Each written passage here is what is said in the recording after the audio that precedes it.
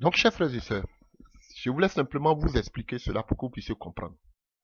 On a parlé d'une façon théorique ce que signifie la pluie de la première et de l'arrière-saison.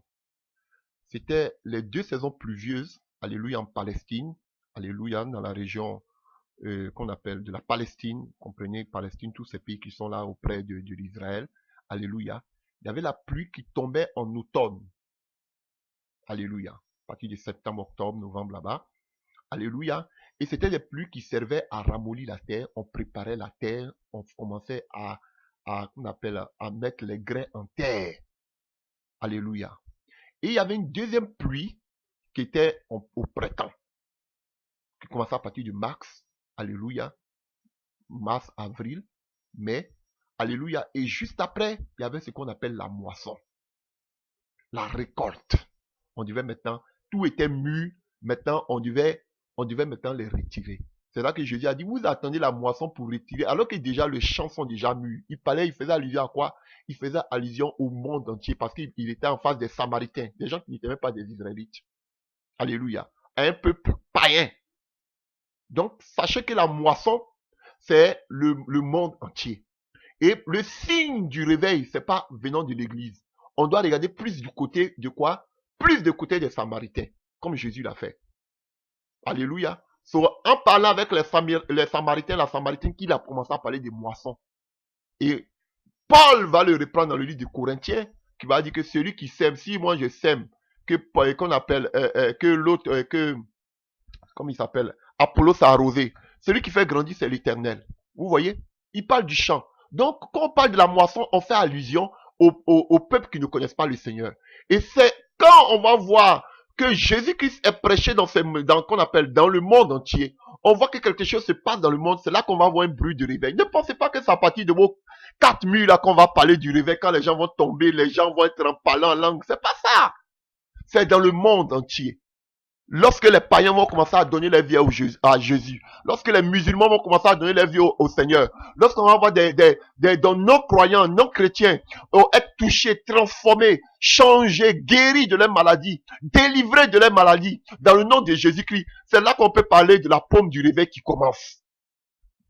Frère, ce n'est pas le réveil dans vos églises, ça ce n'est pas le réveil.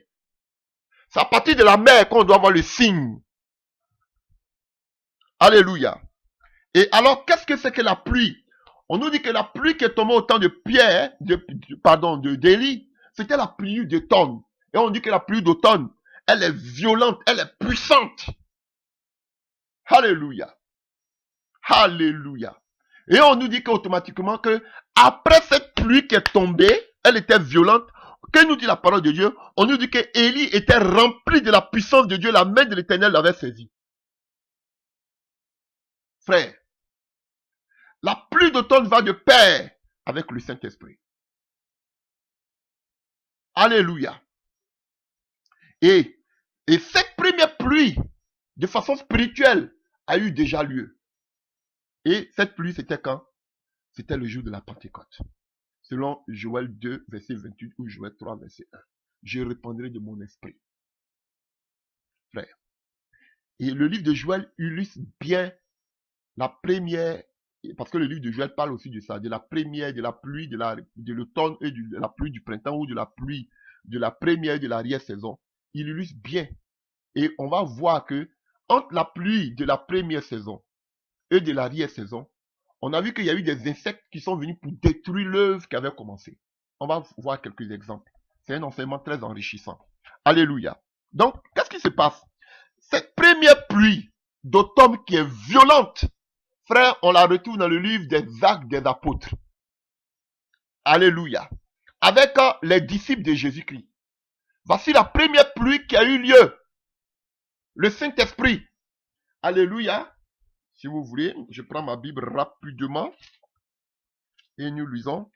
Vous connaissez déjà tous ces passages. Alléluia. Acte 2. Acte 2 du moins, à partir du verset 1. Le jour de la Pentecôte, ils étaient tous ensemble dans le même lieu. Tout à coup vient du ciel un bruit comme celui d'un vent impétueux et il remplit toute la maison et ils furent tous saisis. Vous voyez? On a parlé aussi du temps d'Élie d'un vent impétueux. D'un bruit aussi qui se faisait. Alléluia. Est-ce que vous comprenez? Et quand vous allez parler, on va prendre aussi l'histoire des ossements desséchés. Alléluia. On voit qu'aussi il y a un bruit. Pour qu'ils aient la vie, il y avait d'abord aussi un bruit. Il y avait d'abord la parole qui avait été prononcée sur eux. Frère. Et ceux qui vont annoncer, vous voyez, la Bible dit qu'ils étaient environ 120 dans une petite chambre, la chambre haute.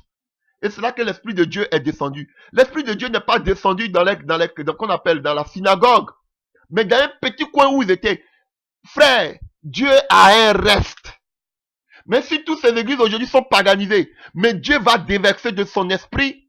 Alléluia, il a déjà déversé, mais si un petit reste, là on va parler, lorsqu'on va parler de la pluie et de l'arrière saison. Donc vous voyez, la pluie de la première saison a eu déjà lieu. Avec qui? Les disciples, le jour de la Pentecôte. Et qu'est-ce qui s'est passé? On a vu qu'avec Élie, quand la pluie est tombée, l'Esprit de Dieu l'a saisi. Automatiquement, on a vu ce qu'il a fait. Il était dans la vérité. Il a commencé à prêcher. Il allait se poser devant quoi? Devant Achab pour commencer à parler à Achab. De la même chose comme les disciples, comme je vous disais tout à l'heure. Remplis du Saint-Esprit, il n'avait plus peur. Il parlait avec assurance. Et on voyait les signes et les prodiges qui accompagnaient les apôtres. Alléluia. Si vous voyez tout le livre des Actes des Apôtres, alléluia, on voit la gloire de Dieu qui se manifestait au milieu d'eux. Comme on voit dans le livre des Actes des Apôtres 3, Paul, qu'on appelle Pierre, pouvait dire, nous avons ni or et ni argent, Pierre et Jean, mais ce que nous avons, nous te donnons au nom de Jésus, lève-toi et marche. Alléluia. On voit dans le livre des Actes, qu'on appelle des Actes 4, on voit qu'ils ont tellement prié que le lieu où ils étaient ont commencé à trembler. Dieu amenait, les gens étaient guéris. Alléluia. On voit dans le livre de Actes 5 qu'on emportait les malades, mais ils furent tous guéris. La puissance de Dieu était là, chers frères et sœurs. Ils étaient remplis du Saint-Esprit. La puissance de Dieu se manifestait. Dans cette première église, la pluie, on les voyait même parler en langue. On les voyait tous étant remplis du Saint-Esprit.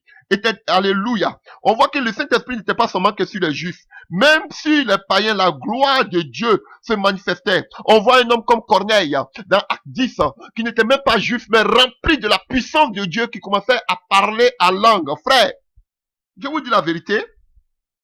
Alléluia. Quand vous prenez Acte 4, verset 32, on nous dit qu'il y avait les fruits de l'esprit. Donc Galates 5, verset 22 nous dit, ils partageaient tout ensemble. Oh frère, ils étaient un. Il y avait l'amour, il y avait la joie. L'âme était parfait. Frères et sœurs. Oh, alléluia. Chers frères et sœurs. Et les dons spirituels mentionnés dans le livre de 1 Corinthiens 12 se manifestaient puissamment. Frère, au milieu de cette première église, la gloire de Dieu était là. Frère, de telle sorte que les malades étaient guéris. Les miracles étaient accompagnés les apôtres. On les voyait parler des langues. Les assemblées étaient remplies par eux. Et puis, remplis et on voyait la gloire de Dieu se manifester. On voyait les 9 fruits de l'esprit se manifester, frère. On voyait aussi les dons spirituels, les 9 dons spirituels aussi se manifester dans cette première église, frère. C'était puissant. Voici, et on nous dit que la pluie d'automne, elle est puissante. Et on sait que le vent qui a soufflé le jour de la Pentecôte était puissant. Le réveil qui était là était puissant. Chers frères et sœurs, la gloire de Dieu s'est manifestée. Frère, de telle sorte que même les linges, même l'homme de Pierre pouvait guérir les malades. De telle sorte que même le mouchoir de Paul pouvait guérir des malades. Chers frères et sœurs, on voyait la gloire de Dieu. Quelqu'un seulement qui ment, comme Saphira et Ananias, seulement ils étaient foudroyés par l'Esprit de Dieu, ils mouraient sur place. Frère, voici la gloire de Dieu qui était démontrée. La puissance de Dieu qui était démontrée. Frère, voici l'amour puissant qui était démontré au milieu des apôtres. De telle sorte qu'il n'y avait aucun indigent. Frère, la main de Dieu était là. Voici le premier réveil. Voici la première pluie qui est tombée. La pluie d'automne ou la pluie de la première saison. Chers frères et sœurs. Et le livre de Joël nous relate vraiment des faits vraiment tristes de façon spirituelle. Mais on nous dit que quelque chose s'est passé. Qu'est-ce qui s'est passé de telle sorte que, frère, entre la prière, entre qu'on appelle la pluie d'automne et la pluie de qu'on appelle du printemps, il y a quoi là? Il y a l'hiver. La mort spirituelle. La mort spirituelle a entré. Après toute cette pluie, après tout ce réveil au milieu des apôtres, quelque chose s'est passé. La froideur est entrée. Alléluia. Dans l'église de Christ. Frère, c'est tous ces aspects, c'est toutes ces étapes que nous voulons analyser avant de tomber dans le deuxième, alléluia, dans la deuxième pluie de l'arrière-saison. Et dit qu'est-ce que c'est? Alléluia. Alléluia. Et même avant de continuer, je peux dire aussi parler d'un autre aspect. Frère, là où il y a l'esprit véritablement de Dieu, là il y a la persécution. Et on a vu qu'une des caractéristiques de l'église primitive, en part le Saint-Esprit, à part les miracles, la démonstration de la puissance de Dieu, la vérité comme parole sur les langues, ils vivaient une persécution intense. Ils étaient traqués à n'importe quel chemin, comme l'exemple de Saul, qui est devenu Paul plus tard, qui traquait les femmes, qui traquait les gens même dans les maisons pour les tuer. Alléluia. On voit comme Étienne lapidé. On voit comme Jacques aussi tué. Alléluia. On voit tous ces disciples massacrés pour la parole du Seigneur Jésus-Christ de Nazareth. Chers frères et sœurs, mais aujourd'hui, qu'est-ce que nous voyons?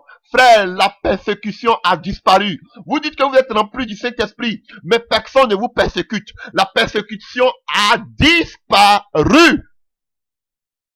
Chers frères et sœurs, posez-vous la question si c'est vraiment l'Esprit de Dieu qui vous anime. Parce que là où il y a l'Esprit de Dieu, tu auras le courage d'aller te mettre devant Achab pour dire Achab, c'est toi et la maison de ton père qui semait le trouble en Israël. Tu n'auras plus peur, tu n'auras plus honte parce que tu auras l'audace. Tu auras la parole de Christ sur ta langue, frère. Et cela va susciter la persécution. Alléluia. Voilà pourquoi Pierre pourra dire, tous ceux qui voudront vivre pieusement en Christ seront persécutés. Si nous sommes outragés, c'est parce que l'esprit de gloire demeure sur nous. Mais aujourd'hui, la persécution a fui. Ce sont disant serviteurs de Dieu qui les persécutent. Au contraire, ce sont eux qui persécutent les véritables chrétiens.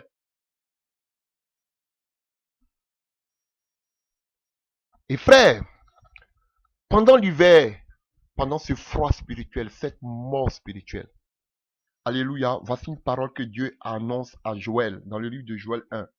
Alléluia. La parole de l'Éternel qui fut adressée à Joël, fils de Pétuel. Écoutez ceci, vieillard.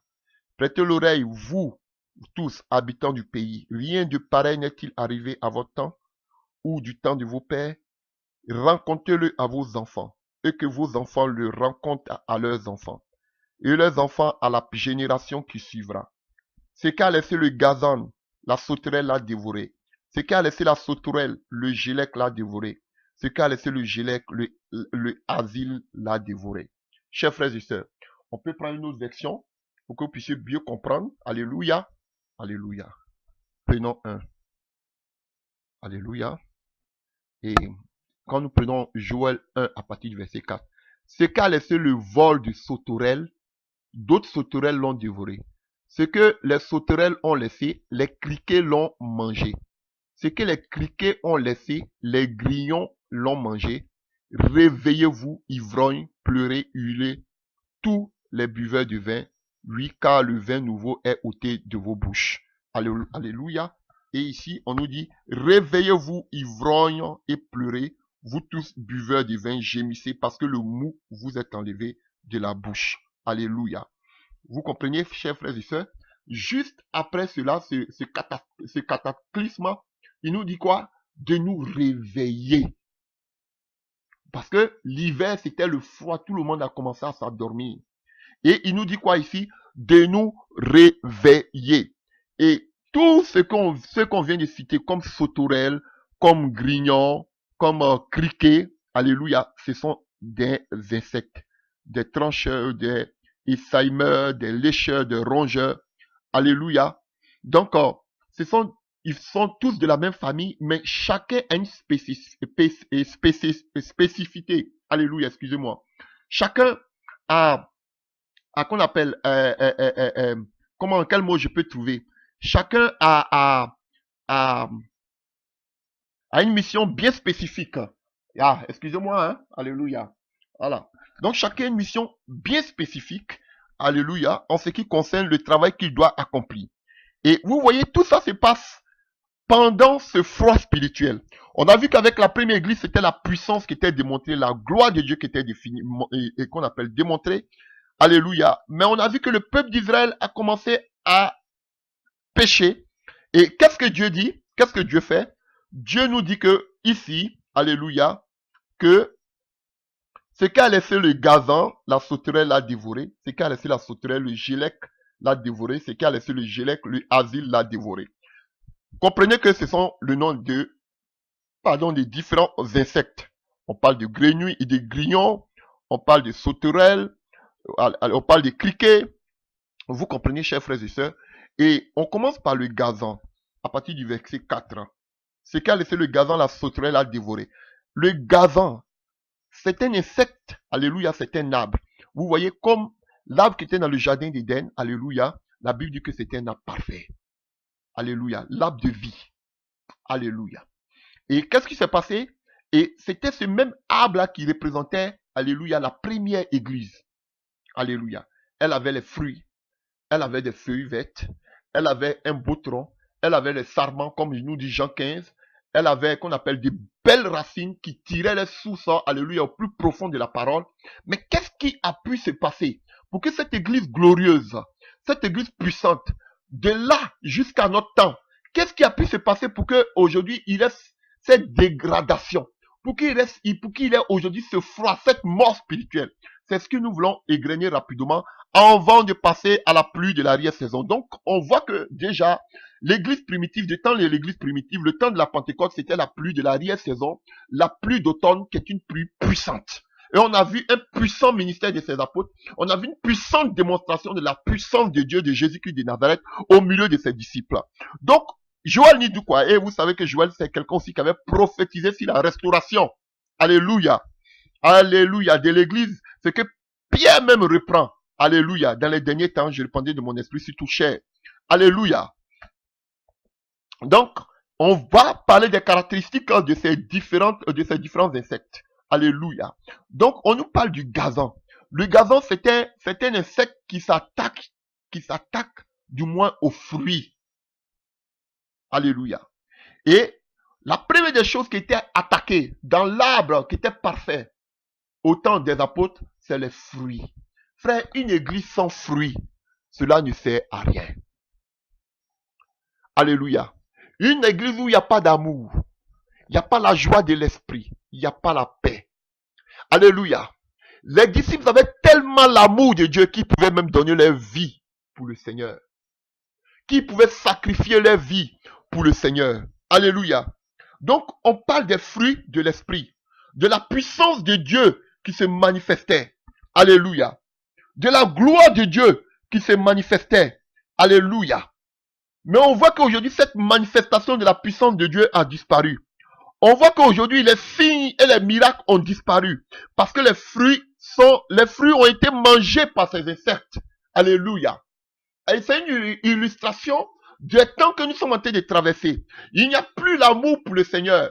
Voilà pourquoi le Seigneur nous dit dans le livre de Matthieu 24 que lors, à cause de ce que l'iniquité sera accrue, l'amour du plus grand nombre se refroidira. De quel amour?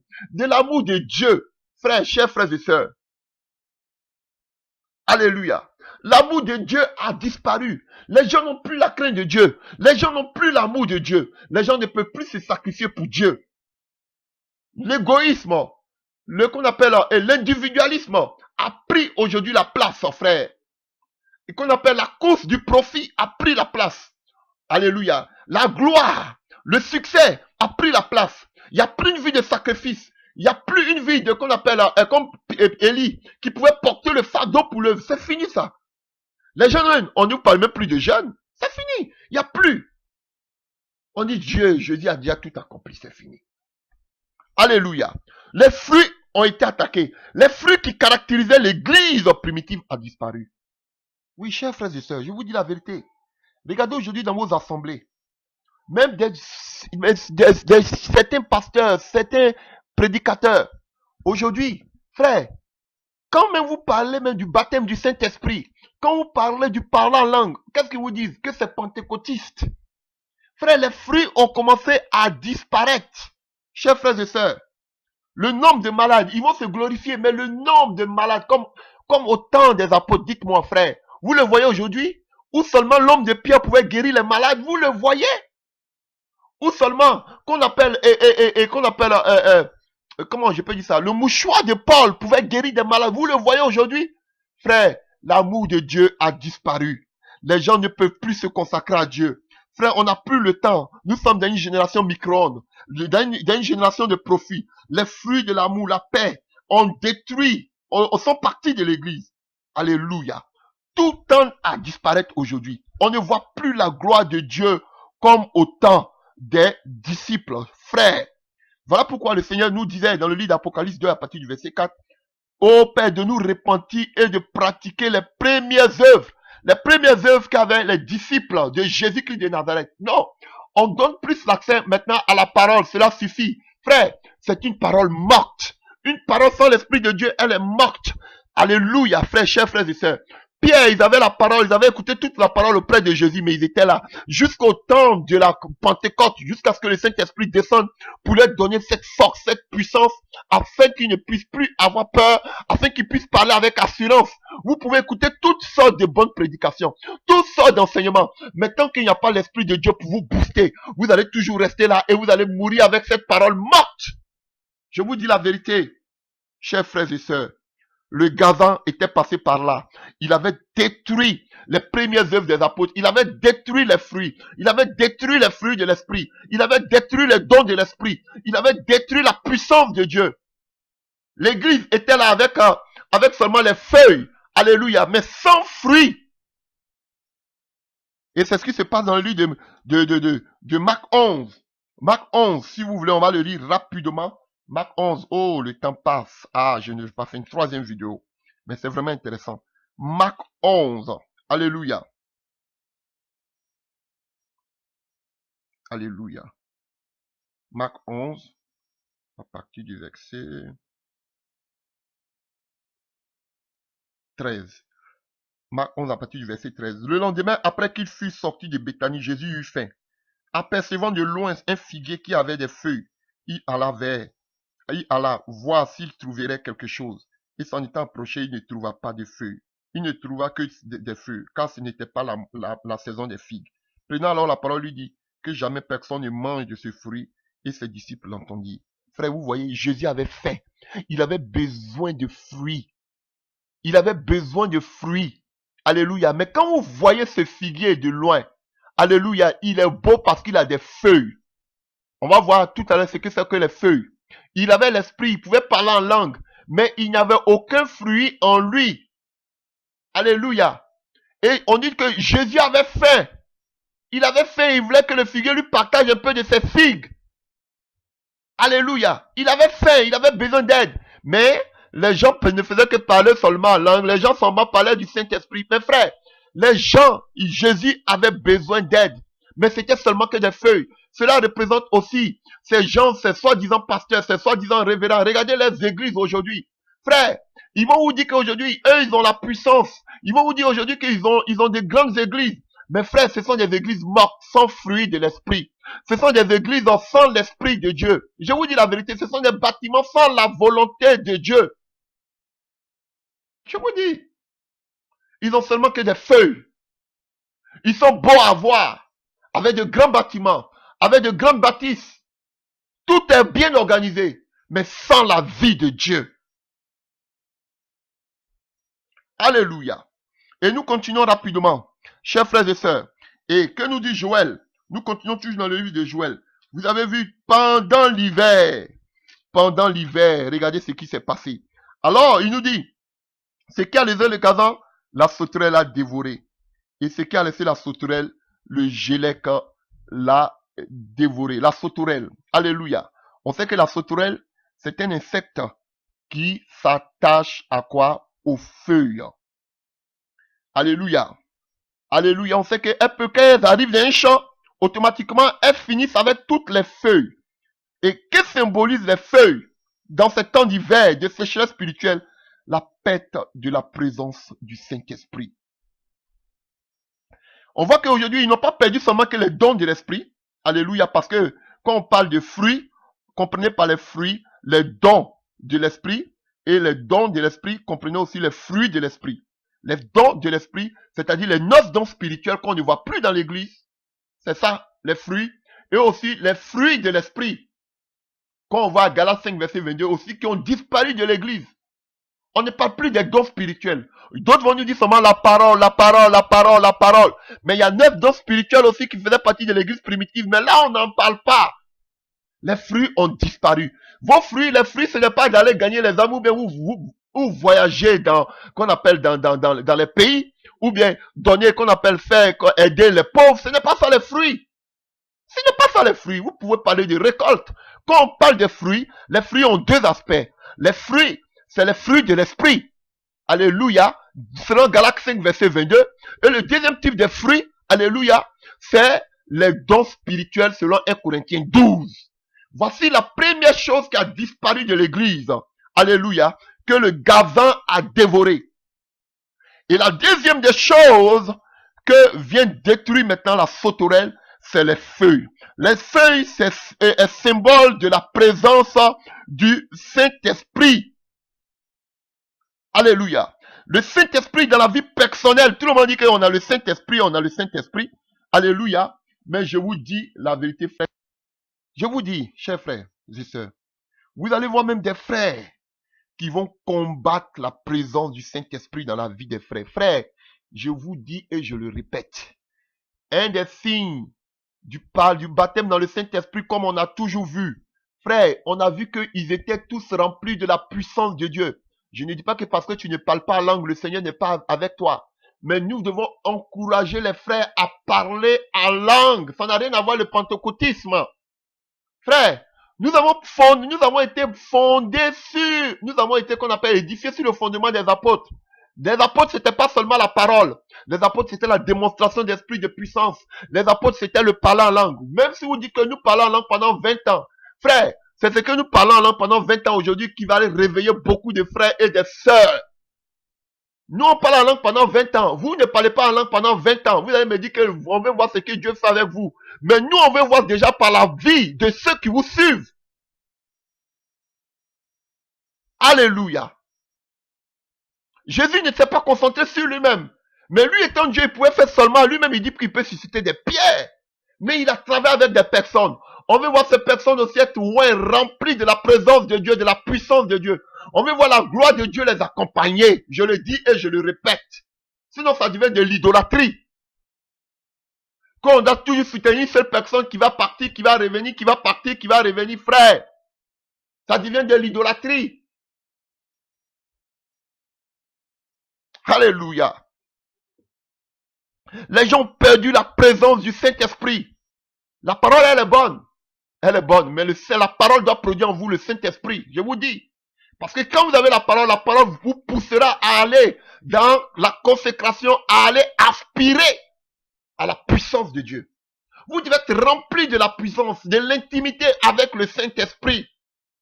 Combien de chrétiens aujourd'hui n'ont pas l'intimité avec le Saint-Esprit, mais qui ont l'intimité non seulement avec la parole, mais avec les pasteurs, avec les prédications de les pasteurs. Plus d'intimité, parce que les feuilles ont été mangées par les sauterelles. Vos feuilles ont commencé à jaunir, vos feuilles ont commencé à devenir sèches. Plus d'intimité avec le Saint-Esprit. Personne ne se laisse plus diriger par le Saint-Esprit. Au contraire, on marche maintenant par la vue, par les sens. Alléluia. Par l'ouïe, par l'odorat, par le toucher. On est devenu charnel. Celui qui ne marche pas par l'esprit, marche par la chair. La présence de Dieu a disparu. Les feuilles ont été touchées. Alléluia, chers frères et sœurs. On nous parle maintenant de quoi? Du gélec. Alléluia. C'est quand c'est la sauterelle, le gélec l'a dévoré. Et là, c'est toute la période après les apôtres. Tous êtres, comme d'autres peuvent l'appeler, les ténébreuses. Alléluia. On voit que le gélec, c'est quelqu'un qui s'attache aux branches. Alléluia. Et les branches, Jésus a dit que lui, il est le tronc, nous sommes les sarments. Et On voit que la sève part du tronc, débat déjà depuis la racine jusqu'à dans le tronc, et maintenant qui part maintenant dans les branches. Et que symbolise les branches ici? Alléluia. Que le Gélec a détruit. Alléluia. Cela symbolise la vie de sainteté. Oh, alléluia. Sans la foi, il est impossible à quelqu'un de plaire à Dieu, mais sans la sanctification, nul ne verra Dieu. La sainteté a disparu. Le péché qu'on fuyait dans le monde aujourd'hui se retrouve dans nos soi-disant églises. Alléluia. Alléluia. Alléluia. Ceux même qui vivent mal, qui vivent dans le péché aujourd'hui, tout est légalisé, autorisé. Alléluia. Ceux qui vivent en contradiction avec la parole de Dieu, on leur dit que Dieu est avec vous, Dieu va vous bénir à cause de ces faux prophètes. Frère, la sainteté a disparu. La Bible nous dit de sortir du milieu d'eux, frère. Le monde, allez, nous devons nous séparer du monde et qu'on appelle du péché. Alléluia. Alléluia. Nous ne sommes pas de ce monde. Frère, nous sommes étrangers dans ce monde. Frère, mais regardez aujourd'hui comment le péché bat son plein dans les églises. La sainteté a disparu. Et cela à cause du l'œuvre du Gélec. Frère, vous avez vu d'où est partie cette décadence depuis la pluie de la première saison. Alléluia. Oh oui, chers frères et sœurs. Qui prêche aujourd'hui la sainteté? Qui prêche aujourd'hui la repentance et la consécration? Qui prêche aujourd'hui la sainteté? Notre Dieu est saint. Ceux qui l'adorent doivent l'adorer en étant aussi saints. Frère, qui prêche la sainteté aujourd'hui? Qui prêche l'abandon du péché? Personne. La sainteté a disparu automatiquement de nos églises. Vous avez vu tout ce qui a amené la mort dans l'église. Alléluia. Et je vous ai toujours dit que l'arbre symbolise aussi l'homme. Vous avez vu comment ces hommes qui étaient chauds par l'esprit sont devenus aujourd'hui froids. Alléluia. Alléluia. Et en même temps, on voit que le Gélec est suivi automatiquement du asile. Et on sait que l'asile, c'est quelqu'un, alléluia, c'est un insecte qui s'attaque au tronc et aux racines. Alléluia. Alors qu'on sait que les racines, le rôle de la racine, c'est d'aller puiser l'eau au plus profond du sol. Alléluia. C'est la vie. Alléluia. Or, sans la foi, il est impossible à quelqu'un de plaire à Dieu. Chers frères et sœurs. Et le rôle ici joué par la ville, alléluia, c'est de détruire la foi aujourd'hui des chrétiens. La justification par la foi. Alléluia. Les chrétiens aujourd'hui ne vivent plus par la foi.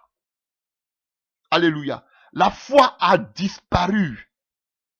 L'église de Dieu aujourd'hui ne vit plus par la foi. L'église de Dieu aujourd'hui vit du monde. Vit de la gloire de ce monde. Vit de la richesse de ce monde. Mais l'église de Dieu ne vit pas de la foi comme ces saints serviteurs de Dieu dans le passé. La foi a disparu. Alléluia. On pouvait voir Élie persévérer dans la foi, sachant que Dieu allait le faire. Des hommes de foi comme Abraham, il n'y en a plus. Des hommes de patience comme Moïse, il n'y en a plus. Des hommes qui pouvaient porter le fardeau comme les disciples, il n'y en a plus. La foi a disparu. Alléluia. Mais la richesse a pris la place. Alléluia. Alléluia. Et vous voyez que c'est le temps, on appelle aussi, vous voulez que j'appelle ce temps-là l'âge, les théologiens l'appellent l'âge ténébreux. Alléluia. Et l'âge ténébreux, quand on parle de l'âge ténébreux, alléluia, comprenez que à partir de là, c'est développé, à partir de la mort du dernier apôtre qui est Jean, c'est développé maintenant ce qu'on appelle le système avec les bâtiments, le système religieux s'est développé. Et sur quoi était basé le système religieux? Alléluia, sur les œuvres. Pas sur la foi, mais sur les œuvres. Alléluia. Et aujourd'hui, les gens peuvent se glorifier, Regardez les bâtiments que nous avons achetés. Regardez toutes ces personnes qui remplissent les salles quand nous prions. Regardez ce que le Seigneur fait. Regardez tout ce que nous pouvons nourrir, tout ce que nous pouvons aider. C'est les œuvres. Voici l'église aujourd'hui des temps dans lesquels nous sommes. C'était quelque chose, un système que nous voyons en Occident, aujourd'hui qui touche presque toute la terre entière. Chacun veut démontrer par ses œuvres. Regardez, nous-mêmes on ne peut pas le faire. Si Dieu n'est pas avec nous, regardez tout ce qui se fait là, et aucun homme ne peut le faire. Tout le monde, chaque pasteur du monde entier peut dire la même chose. Alléluia. Regardez le monde, waouh, on est stupéfait. Regardez ce que Dieu fait. On voyage partout, on voit des gens, frères. Toutes ces personnes, est-ce qu'ils seront sauvées? Alléluia. Et comme en Allemagne, par exemple, que je connais plus ou moins, ils ont un passage préféré. Tous les pasteurs ont un passage préféré. Le passage préféré des pasteurs, c'est le bon samaritain.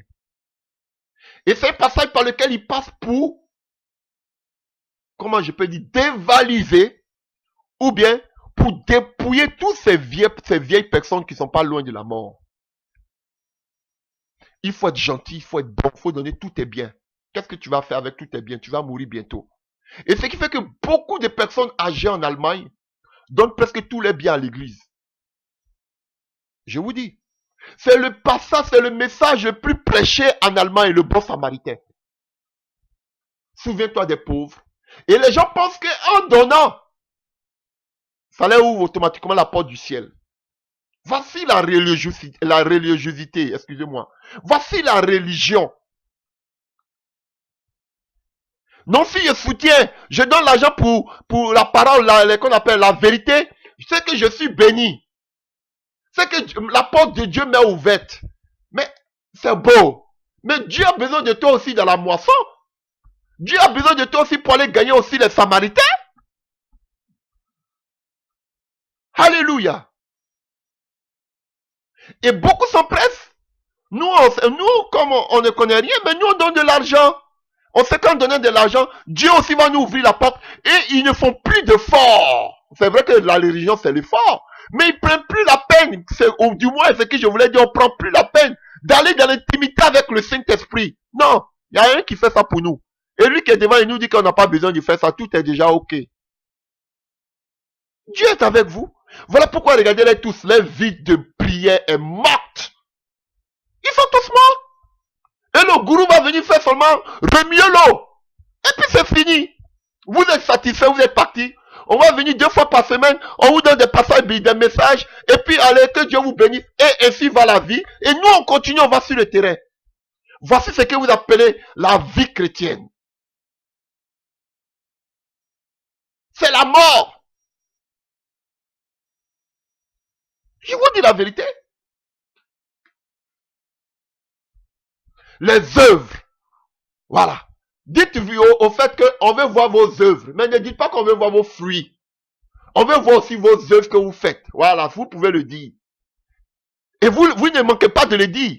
Parce que voici le système babylonien qui est fondé sur quoi? Les œuvres. On veut voir vos œuvres. On veut voir vos œuvres. Vous allez nous dire que non, on veut voir ce que Dieu fait avec vous. Mais quand vous dites déjà qu'on veut voir vos œuvres, vous êtes aussi babylonisé. Je le dis. Parce que le pilier, le socle de l'air ténébreux, de l'âge ténébreux, alléluia, de toute cette ère-là, a commencé par la mort, après la mort qu'on appelle du dernier apôtre, qui est Jean, alléluia, et l'organisation humaine a pris le contrôle. On a vu que toute cette religion paganisée s'appuyait sur les œuvres. Alléluia. Voilà pourquoi, alléluia. Et vous savez que nous sommes tous sortis du fœtus catholique. Et aujourd'hui, regarde, même tous ceux qui disent presque la vérité, ils parlent aujourd'hui. Tout le monde, on veut voir vos œuvres.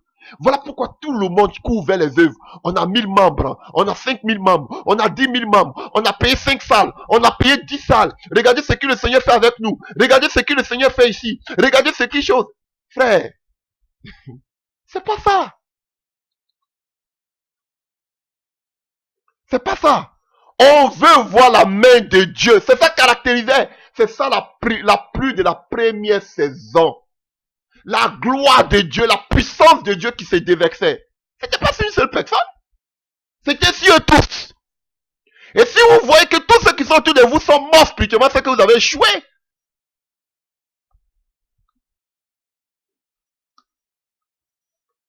Vous trouvez normal que c'est vous ceux qui partez, et maintenant pour vous justifier, pour berner les gens, on dit que non, faut faire le mandat, faut être mandaté. Vous voyez? Donc tous ceux qui étaient qu'on appelle dans la chambre haute, ils étaient tous mandatés, mais ils étaient tous remplis de la puissance de Dieu.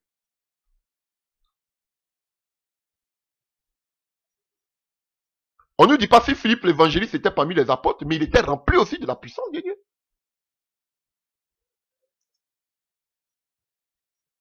Alléluia. Vous voyez, donc c'est tout ça pendant l'hiver, jusqu'à ce que l'automne, qu'on appelle le printemps arrive. Alléluia. On a vu que tout était mort. Alléluia. Mais Dieu dans son amour. Et pour retrouver ce statut qu'a perdu, que l'Église a perdu, il faut la repentance sincère, une véritable repentance. Alléluia. Une véritable repentance. Alléluia. Prenons Joël 2. À partir du verset 23. Et vous, enfants de Sion, soyez dans l'allégresse et réjouissez-vous en l'Éternel. Et écoutez d'abord ce que le Seigneur dit. Joël 2 à partir du verset 12. Maintenant encore dit l'Éternel, revenez à moi de tout votre cœur avec des jeûnes, avec des pleurs et des lamentations. Déchirez vos cœurs et non vos vêtements et revenez à l'Éternel votre Dieu, car il est compatissant, miséricordieux, lent à la colère et riche à bonté, et il se répand de mots qu'il envoie, qui sait qu'il ne reviendra pas et ne se repentira pas. Alléluia. Vous comprenez? Donc, après cette mort, après cette malédiction qui est arrivée sur l'église, le Seigneur veut que l'église se répande, que l'église déchire son cœur et nie ses vêtements. L'église a besoin d'une véritable repentance pour que l'âme soit restaurée. Alléluia. Pour que la sanctification soit restaurée. Pour que les fruits, alléluia, les dons spirituels, les fruits de l'esprit soient restaurés. Pour que la vie d'intimité avec le Saint-Esprit soit restaurée.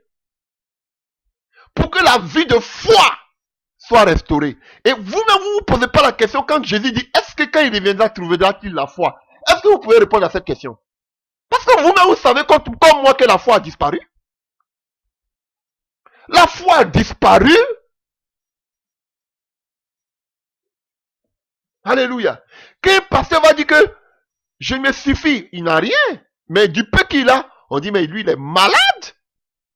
On va vous dire que c'est parce qu'il n'a rien à faire qu'il dit qu'il n'a pas besoin d'argent. Non. C'est ce vous voyez, c'est comme ça qu'ils veulent vous berner. Pour vous dire qu'au temps des apôtres, frère, c'est vrai qu'on sait qu'on doit payer les billets d'avion, mais au temps des apôtres, ils n'avaient pas tout cet argent que vous avez aujourd'hui. Mais par la puissance de Dieu, le monde a été touché. Ou bien. Alors, pourquoi vous voulez à tout prix montrer que vous, on a besoin d'argent?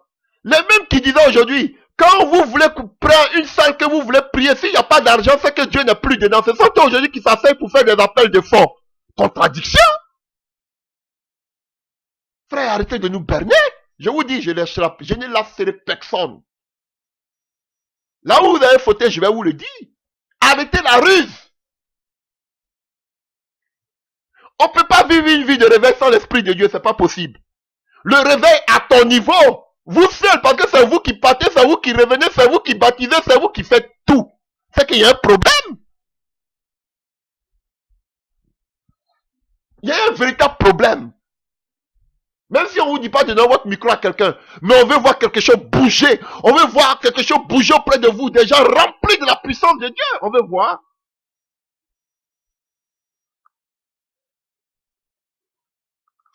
Alléluia, chers frères et sœurs.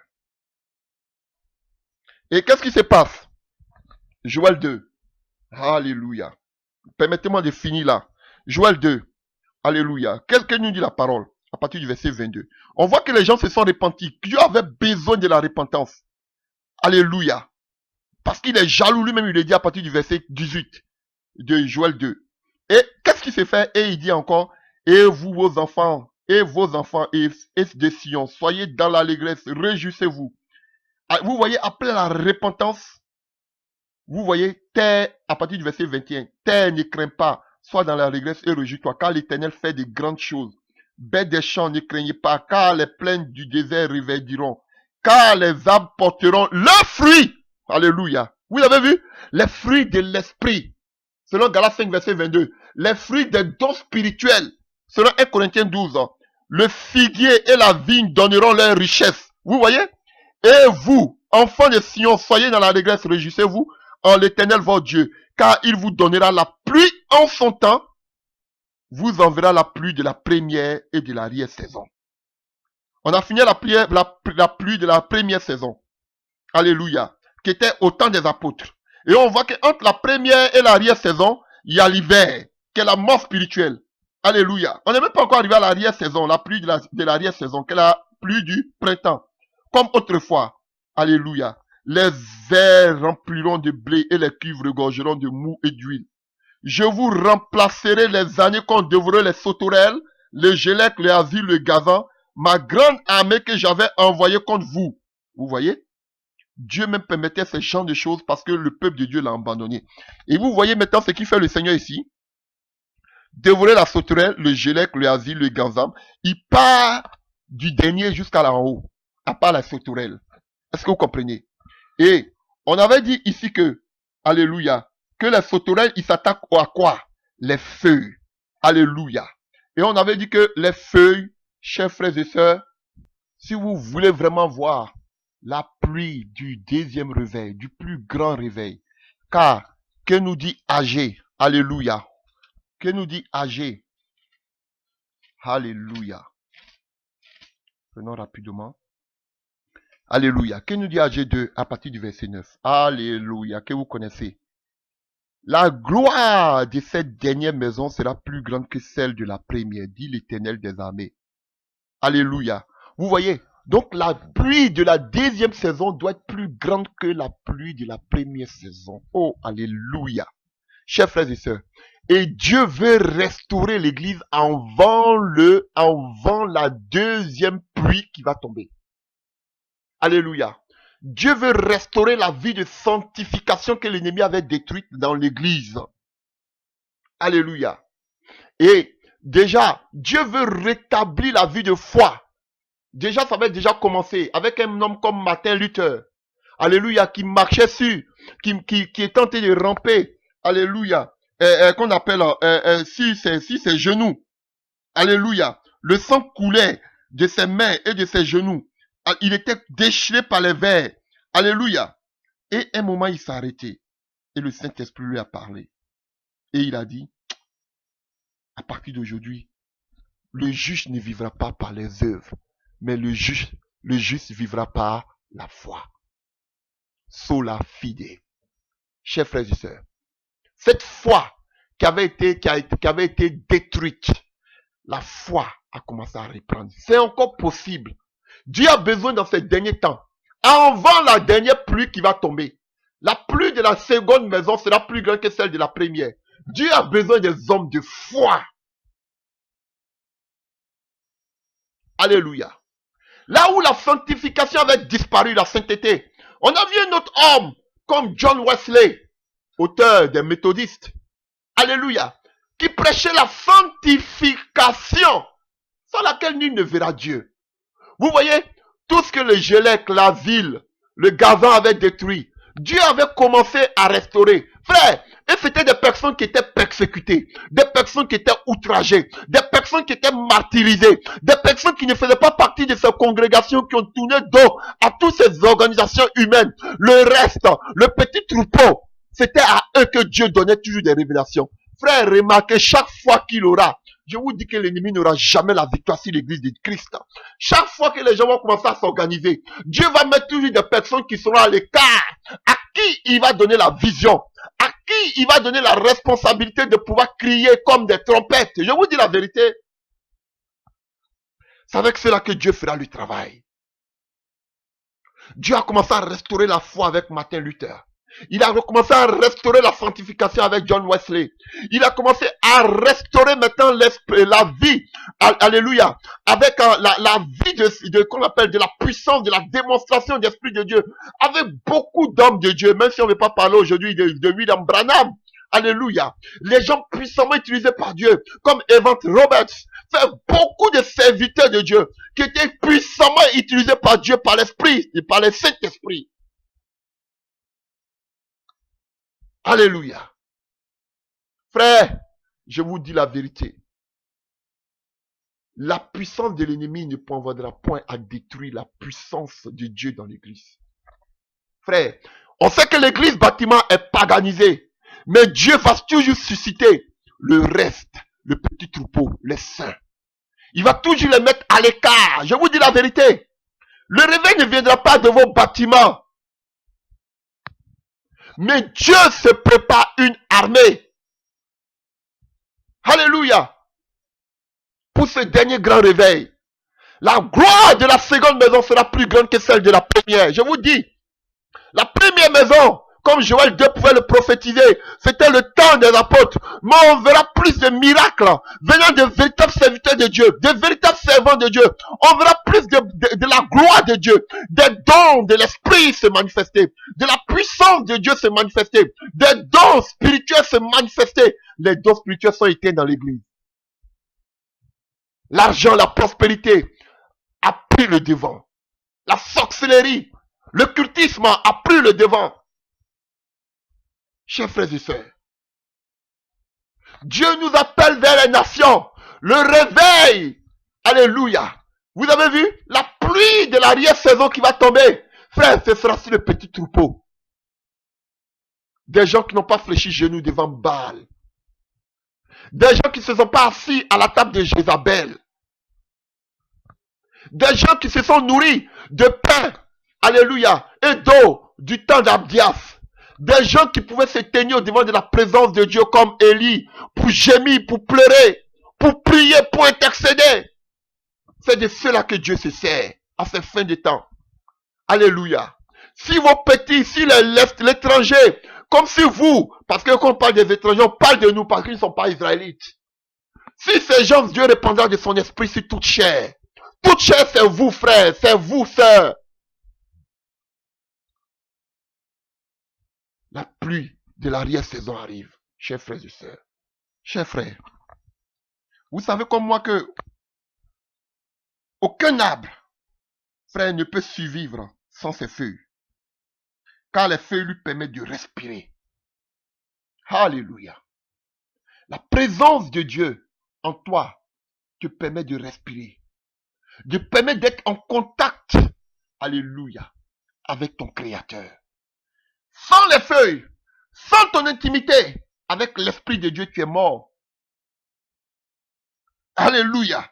Parce que c'est le poumon de ta vie chrétienne, l'Esprit de Dieu. La Bible dit que Dieu créa l'homme. Alléluia. Alléluia. Et dans les narines de l'homme, il souffle un souffle qu'on appelle le neshama. Et l'homme devient un être vivant. Sans l'Esprit de Dieu, tu es mort. Même si tu penses être vivant, comme lui dit dans le livre des actes, dans le livre de l'Apocalypse.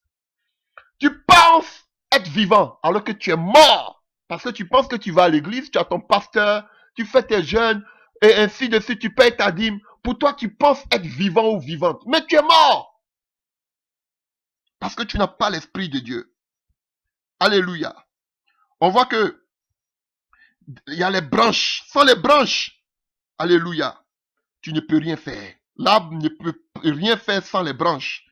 Alléluia. Parce qu'on sait que dans les branches est renfermée la sève. Alléluia, la sève. Alléluia. Et c'est comme le sang qui coule au devant de toi, le gène. Alléluia. À tous ceux qui l'ont reçu, il a donné le pouvoir de devenir enfant de Dieu. Alléluia. Alléluia. Et sans la sainteté, tu ne peux pas être sauvé. Frère, il faut la sainteté. Vous voulez voir Dieu se manifester? Il faut la sainteté. Alléluia. Alléluia. Donc, la vie d'un chrétien, sans le Saint-Esprit, le souffle de vie, sans l'ancienneté de Jésus en nous, dans nos veines, alléluia, cela symbolise que notre vie est morte.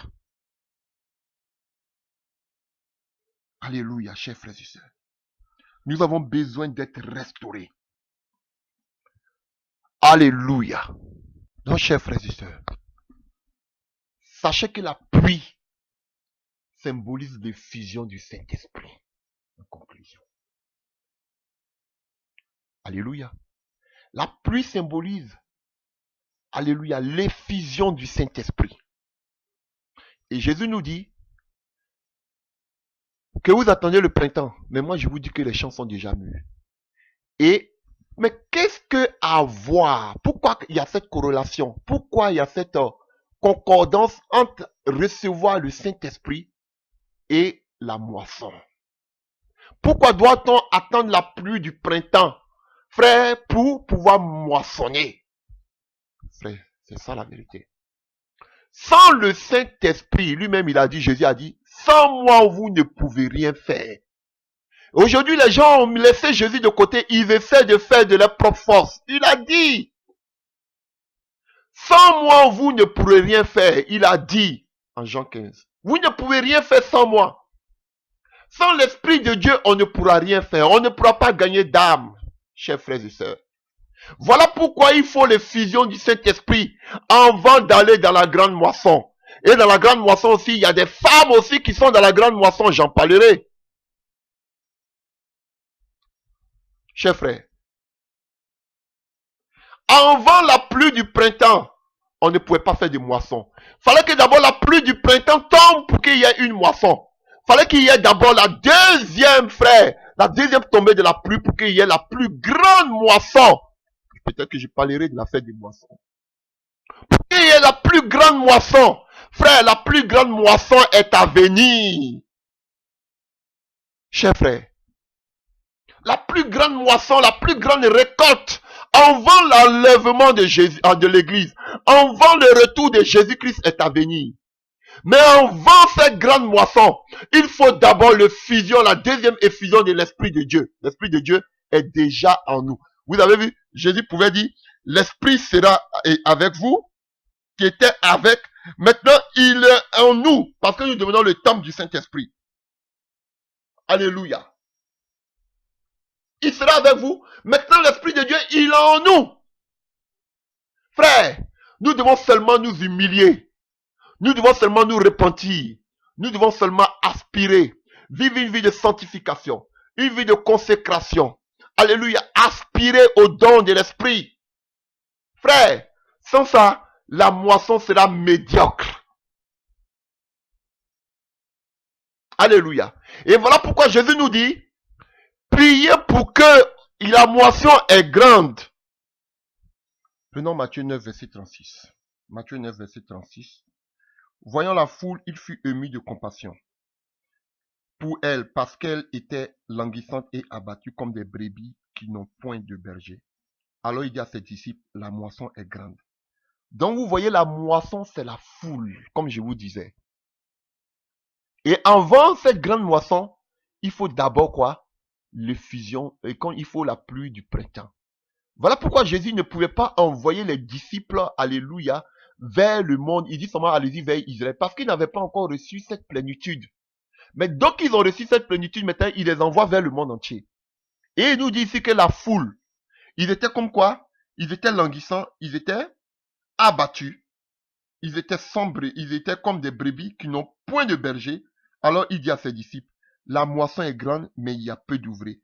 Priez donc le maître de la moisson d'envoyer des ouvriers dans la moisson. C'est que les gens ne font pas. Ils ne veulent pas qu'il y ait beaucoup de moissonneurs. Ils ne veulent pas qu'il y ait beaucoup d'ouvriers. Ils veulent eux seulement être les seuls ouvriers. Eux seuls, ils vont partir. Jésus nous dit de prier.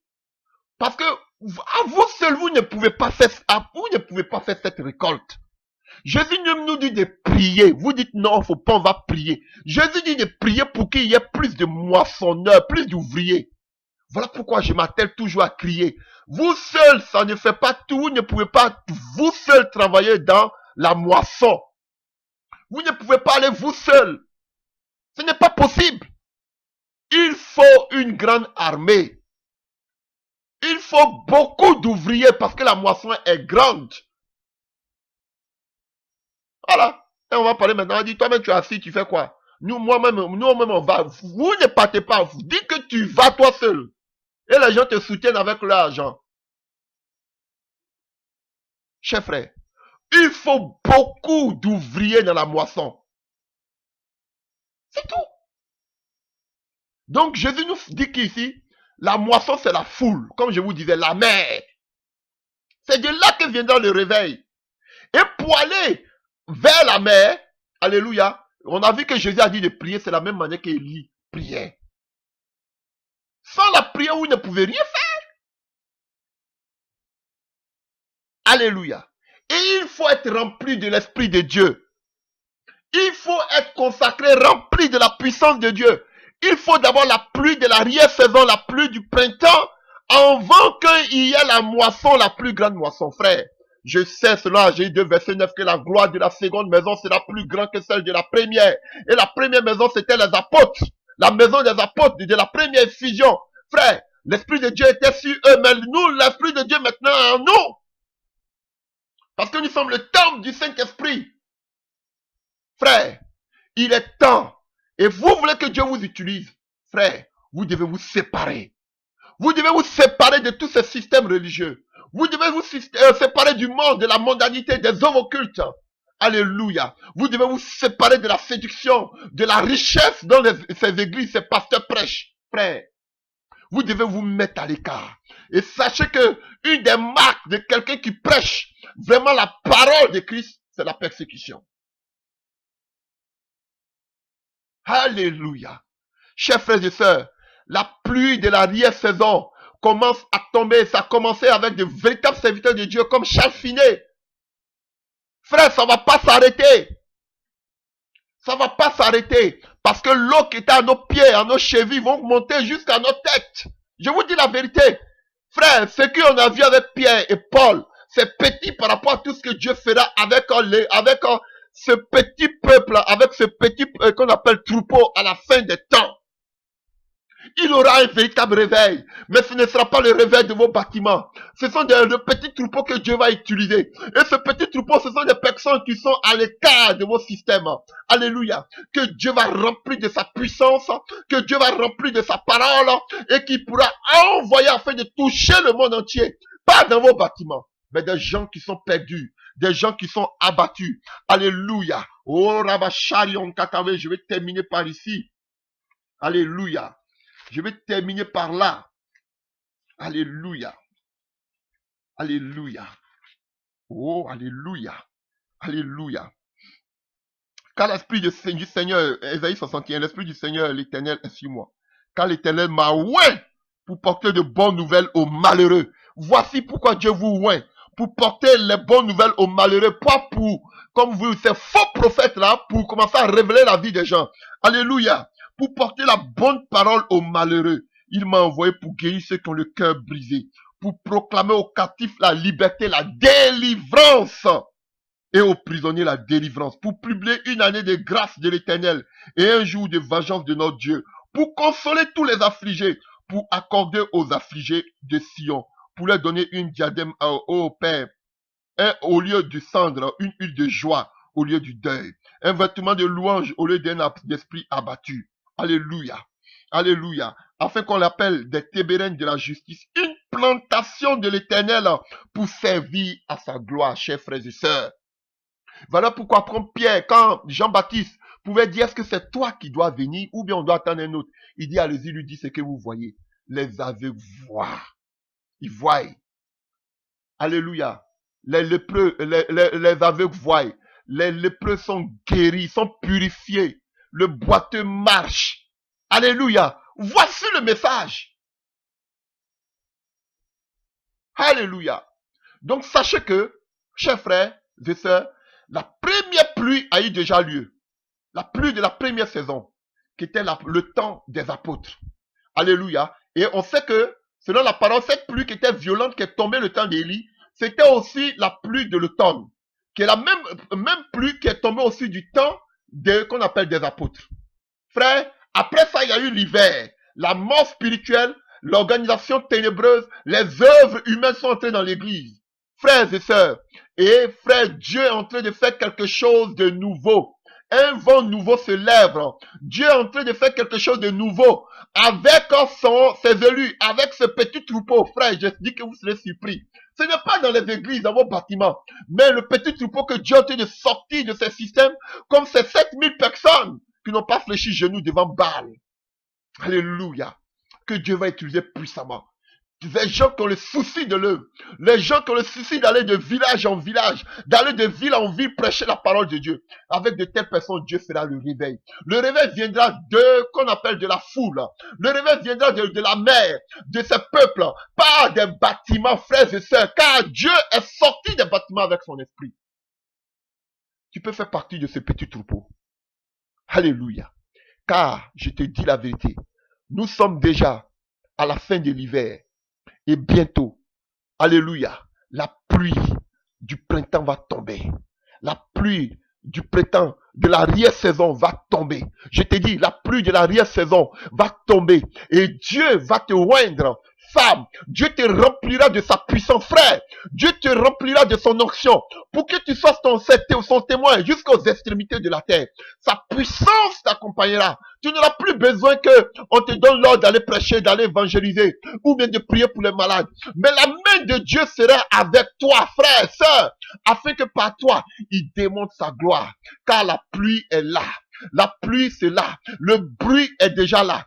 Frère, je vous dis, avant chaque pluie, il y a le bruit. Et déjà, le bruit se fait entendre. Ces personnes que Dieu a été de mandater, ces personnes, ces trompettes que Dieu a été de toucher, de susciter dans le monde entier, afin de préparer cette grande armée, afin que la pluie tombe. Ces gens qui ont le souci, ces gens qui ont le fardeau, afin que la pluie tombe pour la grande moisson avant l'enlèvement.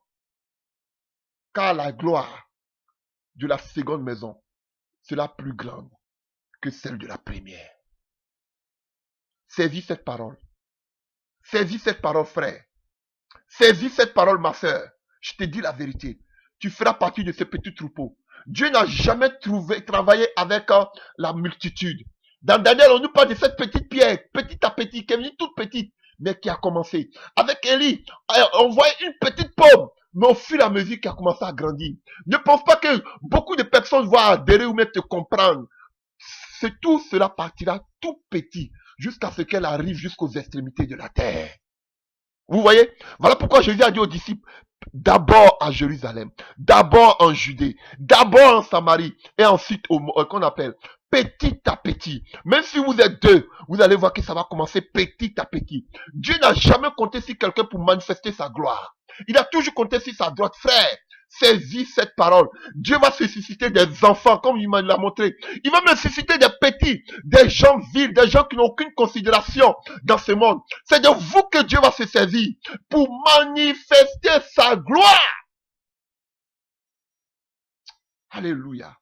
La gloire de la seconde maison sera plus grande que celle de la première. La pluie de l'arrière-saison commence à tomber. Le temps commence à s'obscurcir. Alléluia. Le bruit se fait entendre. Le vent commence à souffler. La pluie va bientôt tomber, frère. Sans la pluie, il ne peut pas avoir de grandes moissons. Ils peuvent se blaguer, ils peuvent se baigner eux-mêmes, disant que voici le réveil qui se produit. Ils ne font que se tromper eux-mêmes. Ils doivent avoir d'abord la pluie de l'arrière-saison. Oh, avant qu'il y ait la plus grande moisson pour qu'on puisse récolter. Alléluia. Avant l'enlèvement. Que Dieu bénisse sa parole et qu'il vous bénisse. Amen.